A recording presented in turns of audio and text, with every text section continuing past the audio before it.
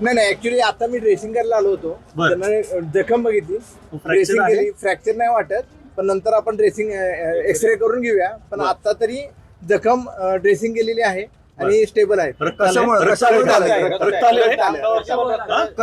कशामुळे झालं नेमकं? नाही आता काय झालं हे एक्झॅक्ट सिच्युएशन मला माहित नव्हतं. I was in hospital. मला फक्त एवढं सांगा, रक्त किती आलं? लागलं होतं रक्त शर्टावरती तर डाग आहे शर्टावर डाग होते. आणि ते इथून पण म्हणजे बोटाची नेमकी इंजुरी काय झाली ते सांगाल का? स्पेसिफिकेशन Specifically हाताला बोटाला हाताच्या बोटाला म्हणजे इंडेक्स फिंगरला लागलेलं आहे, इंजुरी आहे.